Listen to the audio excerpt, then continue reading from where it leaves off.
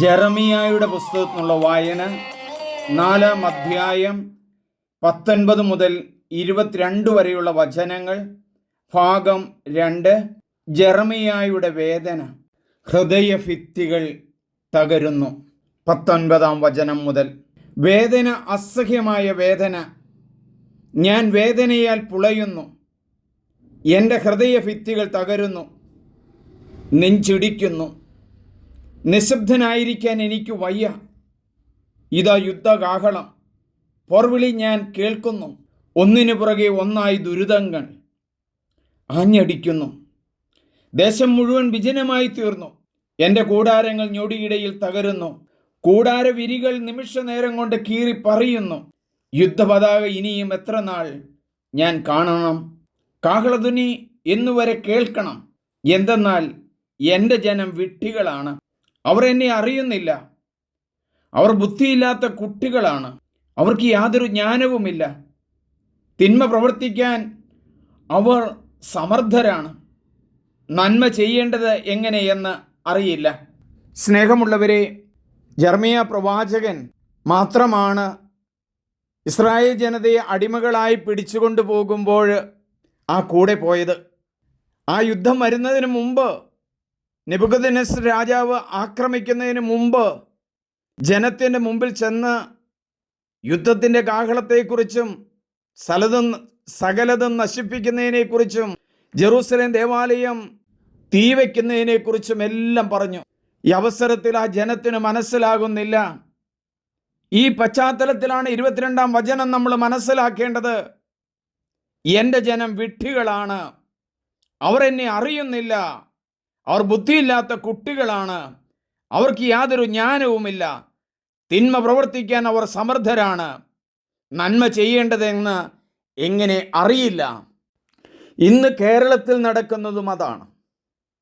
വർഷങ്ങൾക്ക് മുമ്പ് ലവ് ജിഹാദിനെ കുറിച്ച് സംസാരിക്കുമ്പോൾ ആരും മനസ്സിലാക്കിയില്ല. അന്ന് കത്തോലിക്ക സഭയിൽ നിന്നും ആളുകളിൽ നിന്നും ഒരു വൈദികനേറ്റ വിഷമതകൾ എനിക്കറിയാം. ആദ്യത്തെ ലവ് ജിഹാദ് നടന്നത് കോതമംഗലം രൂപതയിലാണെന്നാണ് ഞാൻ മനസ്സിലാക്കിയിരിക്കുന്നത്. ഊന്നുകല്ല് പ്രദേശത്തു നിന്നാണ്. അന്നൊന്നും മനസ്സിലാക്കിയില്ല. ഇന്ന് കത്തോലിക്ക കുട്ടികൾ, ക്രിസ്ത്യാനി കുട്ടികൾ ലവ് ജിഹാദിൽപ്പെട്ട് മാറി വളരെയധികം ജീർണിച്ചപ്പോൾ സഭയിലെ അധികാരികൾ ശബ്ദമുയർത്തി. ആരെങ്കിലും ഈ ശബ്ദം കേൾക്കുമോ എന്ന് എനിക്കറിയില്ല. കഴിഞ്ഞ എൻ്റെ ഒരു വചന പ്രഘോഷണത്തിൽ ഞാൻ അതിനെക്കുറിച്ച് പറഞ്ഞിരുന്നു. ലവ് ജിഹാദ് മാത്രമല്ല, നമ്മുടെ ദേവാലയങ്ങൾക്കും നമ്മുടെ ഇടവകകൾക്കും ഒക്കെ ചുറ്റും വന്നിരിക്കുന്ന ഇലക്ട്രിക് പോസ്റ്റിലുള്ള 2 ബോർഡുകൾ നിങ്ങൾ പ്രത്യേകം ഓർക്കുക. ഒന്ന് കമ്പിവേലി കെട്ടിക്കൊടുക്കപ്പെടും. ഇത് ആര് വെച്ചു, എന്തിനു വേണ്ടി വെച്ചു? ചിന്തിക്കുക. സ്നേഹമുള്ളവരെ, ചിന്തിക്കണം. 2-ാമത്തെ ബോർഡ് കട്ട കെട്ടിക്കൊടുക്കപ്പെടും. 3-ാമത്തേത് കിണർ കുഴിച്ചു കൊടുക്കപ്പെടും. 4-ാമത്തേത് പുതിയതായിട്ട് വന്നിട്ടുണ്ട്, മഡ് ബ്രിക്സ്. ഇന്ന് ഞാൻ ഒരു പള്ളിയുടെ ചുറ്റുമുള്ള ആ കോമ്പൗണ്ടിലൂടെ, ആ അതിർത്തി പ്രദേശത്തിലൂടെ വണ്ടി ഓടിച്ചു പോകുമ്പോൾ എല്ലാ ഇലക്ട്രിക് പോസ്റ്റുകളിലും ഉൾനാടുകളിലും ഈ ബോർഡ് വെച്ചിട്ടുണ്ട്, കമ്പിവേലി കെട്ടിക്കൊടുക്കപ്പെടും, കമ്പിവേലി കെട്ടിക്കൊടുക്കപ്പെടും. ആര് വെച്ചു? എന്തിനു വെച്ചു? സാധാരണക്കാരായ ജനങ്ങൾ, ബുദ്ധിയില്ലാത്ത കുട്ടികൾ, ജ്ഞാനമില്ലാത്തവർ. അത് മനസ്സിലാക്കാൻ ബുദ്ധിമുട്ടാണ്. ചില TV ചാനലുകളിൽ അത് വന്നു, അതിൻ്റെ അർത്ഥം മനസ്സിലാക്കി. ഇന്ത്യയുടെ ഇൻ്റലിജൻസ് ഡിപ്പാർട്ട്മെൻറ്റ് ഇത് വ്യക്തമായിട്ട് പുറത്തുവിട്ടിട്ടുണ്ട്. നമ്മളത് മനസ്സിലാക്കുന്നില്ല. ജെറമിയായുടെ ശബ്ദം ആരും കേൾക്കുകയില്ല. അവസാനം രാജാവ്, നെബൂഖദ്നേസർ രാജാവ്, ഇവിടെ എവിടെയോ പറയുന്നുണ്ട് അറബ്. ഈ വചനത്തിൽ പറയുന്നുണ്ട്. ജെറമിയായുടെ പുസ്തകത്തിൽ 1 മുതൽ 2 വരെയുള്ള വചനങ്ങൾ വായിച്ചാൽ അറബെന്ന് നിങ്ങൾക്ക് കാണാം. അറബ് പ്രദേശങ്ങൾ. നമ്മൾ സ്വീകരിച്ച ആ മാമുദീസായും സൈർലേപനവും എല്ലാം വൃഥായി പോകുന്ന ദിനങ്ങൾ അടുത്ത് വന്നുകൊണ്ടിരിക്കുകയാണ്. ഒരു പക്ഷേ ഇതെല്ലാവരും മറക്കുമായിരിക്കാം, എന്നെ കുറ്റം വിധിക്കുമായിരിക്കും. വിധിച്ചോ, നമുക്ക് പ്രാർത്ഥിക്കാം. ദൈവമേ, അങ്ങയുടെ സന്നിധിയിലേക്ക് ജെറമിയ വിളിച്ചു പറഞ്ഞ ശബ്ദം കേൾക്കാനായിട്ട് കാതുകളില്ലായിരുന്നല്ലോ. ദൈവമേ, ആ യുദ്ധം വന്ന് എല്ലാം നശിപ്പിച്ച് എല്ലാം കൊണ്ടുപോയി കഴിഞ്ഞപ്പോൾ, നഷ്ടപ്പെട്ട് കഴിഞ്ഞപ്പോൾ, 7 തലമുറ കഴിഞ്ഞപ്പോൾ മാത്രമാണല്ലോ അവർ മോചിതരായത്.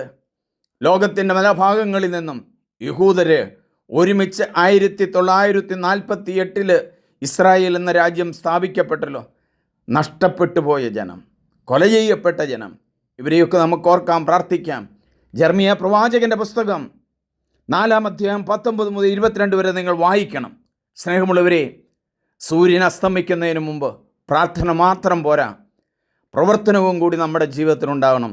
സ്നേഹത്തിൽ വേരൂന്നി, ആരെയും കൊല്ലാനല്ല, ആരെയും ഉപദ്രവിക്കാനല്ല, സത്യത്തിൻ്റെയും നീതിയുടേതുമായ വഴികളിലൂടെ പോയി ആത്മാവിൻ്റെ ജലത്തിൽ കുളിച്ച് ആത്മാവിൻ്റെ ജലത്തിൽ സ്നാനപ്പെട്ട് നമുക്ക് മുന്നേറാം.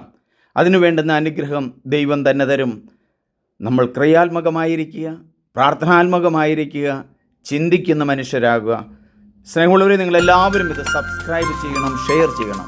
എൻ്റെ പേര് സണ്ണി വർഗീസ് പുൽപ്പറമ്പിൽ.